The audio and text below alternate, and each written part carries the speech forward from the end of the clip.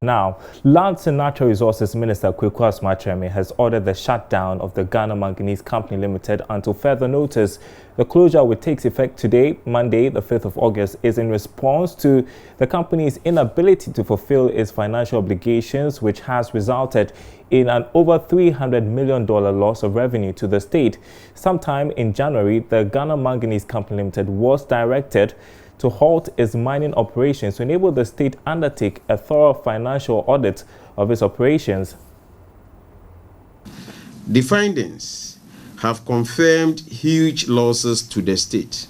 For instance, estimated losses to government of Ghana for the period 2010 to 2017 based on fair pricing model utilizing best business practices, open source data, as well as information obtained from verifiable business intelligence centers, include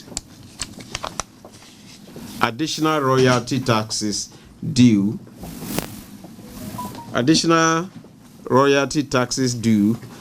$12.8 million, additional corporate taxes due $79 million, loss of dividends declared $6.1 million, additional revenue residing offshore for period 2010 to 2017, no transfer pricing audit performed prior to 2017, $259 million. The audit has also noted major infrastructural deficiencies as a result of GMCL operations. Primarily, road and rail infrastructures are stretched beyond capacity and are close to complete failure. Aside the findings of the audit report, there is also ample evidence of lack of compliance and circumvention of the local content policy or law following complaints to the ministry by local contractors.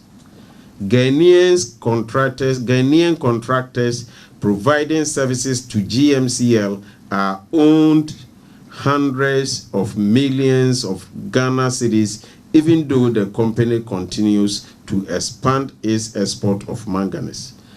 Current figures available to the ministry suggest production and export excess of 3 million metric tons.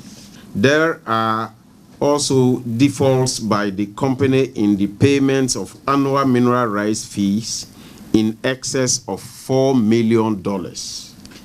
These and several other infractions leave me no option as the sector minister than to close down the operations of GMCL until further notice. The company is therefore instructed to stop all mining, exploration, and export of minerals effective 6 August 2019. That is from tomorrow. The ministry, together with the Minerals Commission and other relevant stakeholders, will immediately commence discussions with Ghana Manganese to resolve these and all other outstanding issues in the course of the shutdown.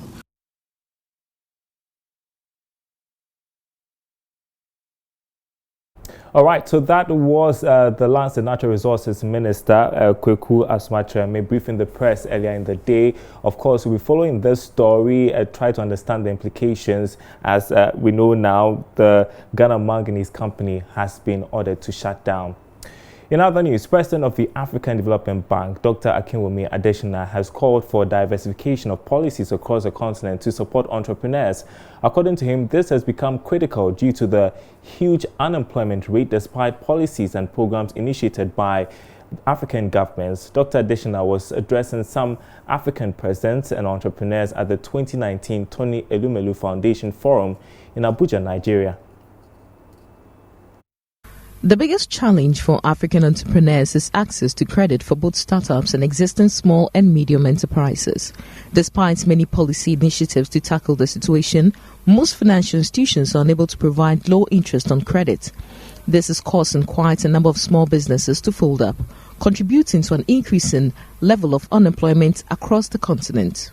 Speaking at this year's Tony Elumelu Entrepreneurship Forum, President of the African Development Bank, Akiwumi Adesina, said time has come for the creation of a financial agency responsible for investment opportunities for entrepreneurs.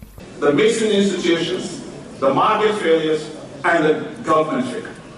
To do that, I propose that it's time that we begin to set up youth entrepreneurship and investment banks. Let me explain myself so that I'm very clear. A bank where you walk, or banks where you walk into, and they see assets, they don't see liability. Where you walk into, they have faith and confidence in young people who can actually help you to grow UBA and others, grow your business. What does this mean? That means that we have to de-risk lending to businesses of young people. Founder of the Tony Elumelu Foundation, Tony Elumelu, charged the entrepreneurs to use the platform to create a change in the economy of Africa. It's important to have the opportunity to prove your concept, your ideas, and that is why this kind of $5,000 is so important. Then we can scale that up. But if we don't give you the opportunity to prove your idea, you don't even have the opportunity to scale up. And so we appreciate what the president is doing, and we would like them to do more to support young Africans. And the Nigerian Red Cross is wonderful, as I said yesterday. They were the first international partners we had, and they supported 200 entrepreneurs from the Niger Delta and the northeastern part of Nigeria. And now they are ready to do even more in fragile economies. The Tony Elumelu Foundation has supported about 50 Ghanaian entrepreneurs this year with funding of $5,000. Ebenezer Sabute's report for Joy Business. Well, here in Ghana, government is being urged to set up a special fund for tech startups to help boost the country's technology and innovation space. Access to capital has always been a major challenge for startups in the country, including tech startups, despite government's interest in a digital economy. Now, speaking to Joy Business, the manager of the Accra Digital Center, Eric Ofosu-Nkansa, said setting up a fund for tech entrepreneurs will help expand the tech space. With a strong support from the Vice President, Ghana has begun a digitization agenda aimed at helping formalize the economy. The introduction of the mobile interoperability system and paperless port are among several initiatives by government to support the digital drive. But speaking to Joy Business, manager for the Accra Digital Center suggested the setup of a fund to support entrepreneurs in the tech space. What we are looking at is a dedicated fund which will focus mainly on tech, so that tech entrepreneurs wouldn't have to compete with people in other industries for funding to go about their business. Infrastructure is also very important. ADC alone has created about 2,000 jobs and onboarded 40 technology companies. So you can imagine how many jobs we can create. We have similar facilities in the middle part of the country, in the northern part. Government's intention is to set up similar facilities in Kumasi, Tamale, and Western Region, Takrady, in the next few years, so that we can replicate the success of the Accra Digital Center and also create digital job opportunities for the youth. Meanwhile, Country Director for Oracle Ghana, Frank Asari, also noted the tech ecosystem needs cheaper data to thrive.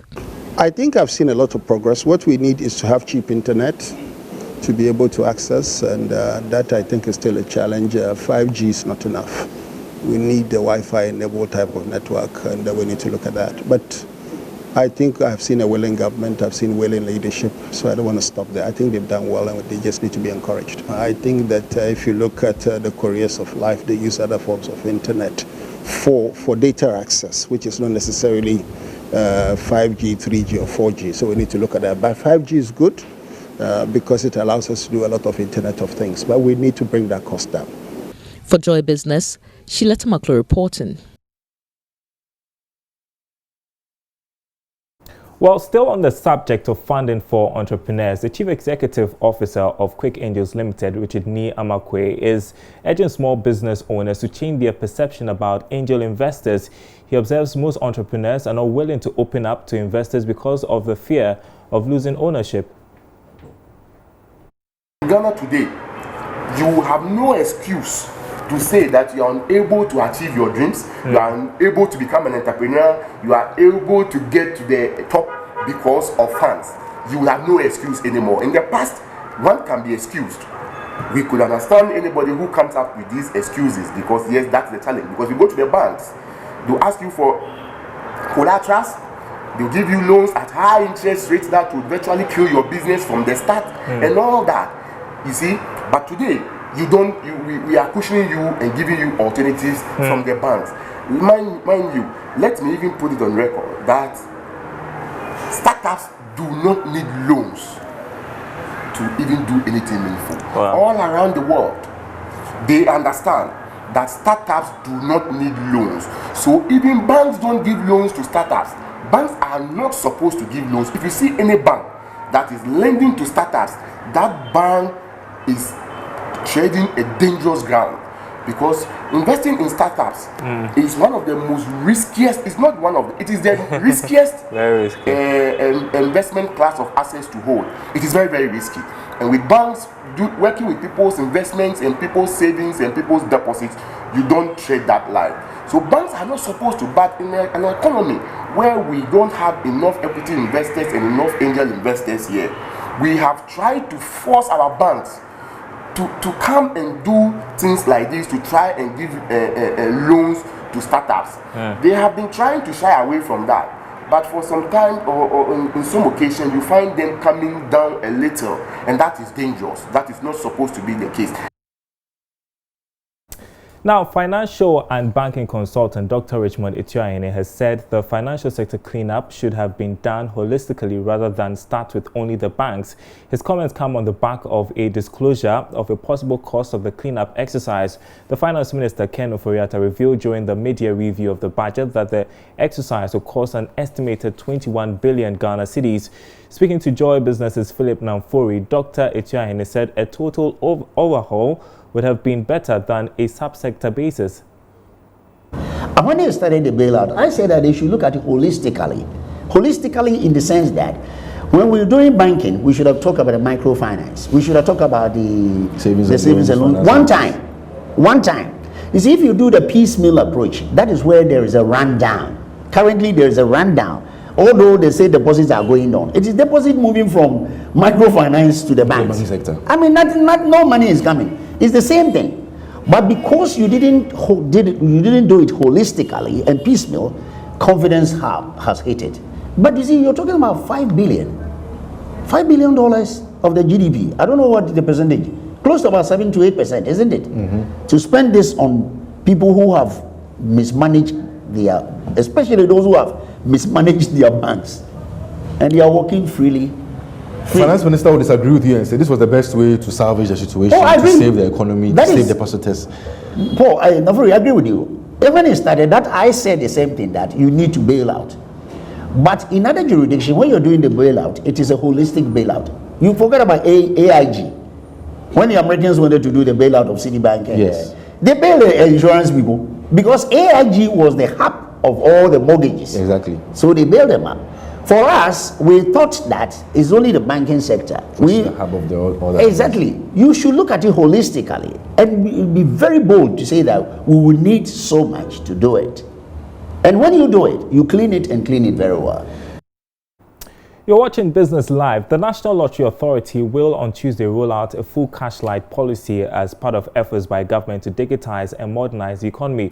According to the General Manager of Special Project and Security, Kojunya, the NLA e-kiosk model will encourage more electronic-based transactions.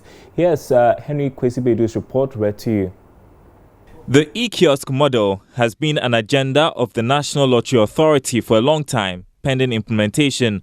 The model, according to the NLA, will ensure interoperability among bank accounts, mobile money transactions, value-added tax and other electronic payment platforms.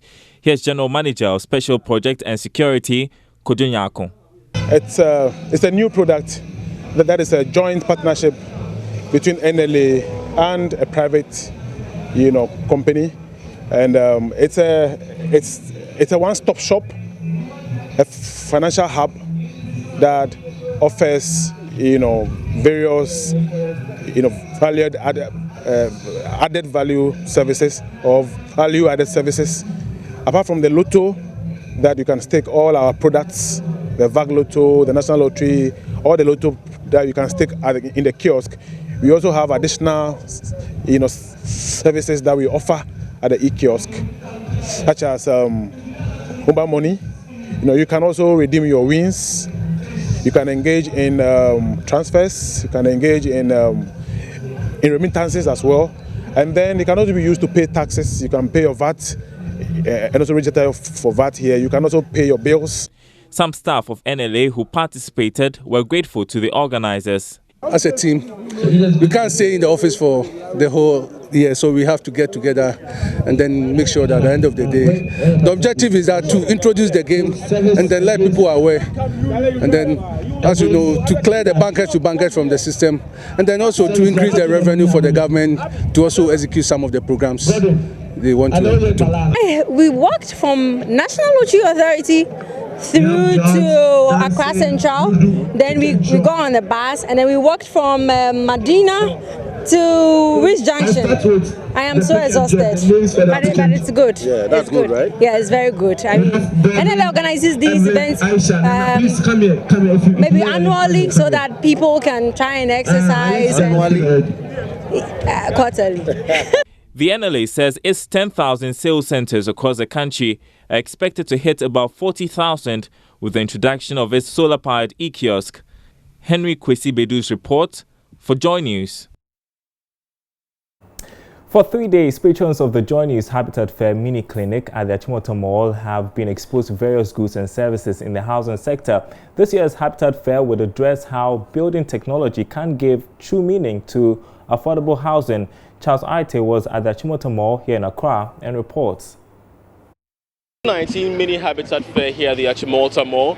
Whenever we mention the Habitat Fair, we're talking about that particular program in the time of the year where we get to familiarize ourselves with the various products and discounted, packages that could aid us own that particular dream home of ours. Let us start off with this particular sign, and these are the Elegant Homes and General Construction. They deal with the real estate sector and all that has to do with it. And I have an individual who's going to be helping us out with all that they have here. So first of all, how has the mini fair been like for you having to start off here? Okay, it has been quite okay. So why should anyone visit the stands of Elegant Homes? Okay, so as the name says, it's elegant. So when you come to our stand, we have unique designs and unique stuffs that we can offer. Thank you very much. So that was from Elegant Homes there. The first 10% discount. If you could make the math, you could just find out how much you're going to be saving. But let us move straight up to GHS Housing, and they are also into the gated community in the real estate sector. Whenever you're talking of affordable, I mean, help us with the prices. Okay, with our prices, it's hard time to get an estate houses that will be selling a gated community for $42,000. We have a 2-bedroom, which is not semi-detached, a detached, full detached house going for as low as $42,000. Who can give this unless it's GHS Housing? So any discounts? Any discounts whatsoever? Okay, because of the fair, anyone who comes around, we can look at it and then do some nice discount packages for all our clients. So these are various windows, the various colors that you can have them. We have the gray, we have the beige, we have them in lamination, and we have a white color. Right. For anyone out there watching, one thing that's going to push them to come over are the discounted packages. Do you have any of that thing? Yeah, sure. Enterprise is offering currently here 10% when you visit here, and as part of it, we always offer after sales service. Security locks we have one that you cannot even duplicate the keys. And also you cannot break into. It has 4 bullets. We have what we also call a multi-point lock. That one you have 3 locks up, 4 in the middle and 3 below. So for security reasons, normally if you are living in a very dangerous area, very risky area, we will recommend a multi-point lock for you. What kind of security advice would they give anyone who is now setting up to build a house or own a home? Well, first of all, we would like to encourage you that for your windows, we have what we call flashing bolts and tower bolts. So it adds an extra layer of security for your windows. For your doors, based on the area you'll be living in, mostly external doors, you put the high security locks there. And make sure you have keys that cannot be duplicated. We are giving 50% discount. 50%? 50% discount on aluminium sheet installations. Okay. If you buy any of our aluminium sheet profiles, the installation amount, we give you 50% off it. At the fair, we are offering a 32.5 hour for 30 Ghana cedis. it used to be 31 cedis 40 pesos. So we've taken off 1 cedi 40 pesos. But you know, with cement, you don't just buy 1 or 2. We are talking about lots of bags. So you can do the multiplication yourself and you see the discount we are giving you. And we want Ghanaians to try Super Sem because it's the best so far on the market. It's all about bridging the housing deficit in Ghana, which currently stands at 2 million across the nation. This is very disturbing. And for us here, that's the main reason why we have organized such events for you to just pass by, get in touch with the exhibitors and find for yourself the needed package for your home, whether you're building or you're buying. In the meantime, I'm Charles Ayeta reporting for Joy Business. Well, the mini clinic heads to the West Hills Mall next. Keep following us. We would update you on the date for that one as well. Well, finally tonight, the chief executive of the Chamber of Bulk Oil Distribution Company, Senor Hosi, is advocating investments in refurbishing existing petroleum storage tanks in the country, especially those within the Tema enclave. This, he believes, will send a positive signal to foreign investors. His comment follows ongoing discussions about the establishment of a petroleum hub in the western region. We have a lot of redistribution happening offshore Lomé. Can we have them done onshore Ghana? We have a lot of tanks in Ghana. Our utilization is woeful. How do we optimize that utilization? By trying to redirect the volumes that are redistributed from Lomé and have it redistributed from Tema. That's a low-hanging fruit we have to fix. We have a refinery that has a lot of infrastructure, and a good part of infrastructure too that is not as useful. Some minimal investment can rather trigger that into a major refinery base for Ghana. That may have to grow into a petrochemical thing. Do you want to move to West Africa, to the Western region and have additional investment? Possibly. But whatever investments you have now, the market needs to see that you are able to optimize it. So if they come into this market, there's a value in your country. But if what you already have, you are not optimizing, why should people really come and do something else? So we need to make a market case, an operational case, and a policy case. So it's something that we're all working with the ministry on and to develop. And I think that it's a fantastic idea that we should operationalize as quick as possible before the days of fossil fuels become history. And that's Business Live for this Founders Day holiday. My name is Darryl Kwao. There's more news on our website, myjoyonline.com/business. Thanks for watching. We're back same time tomorrow.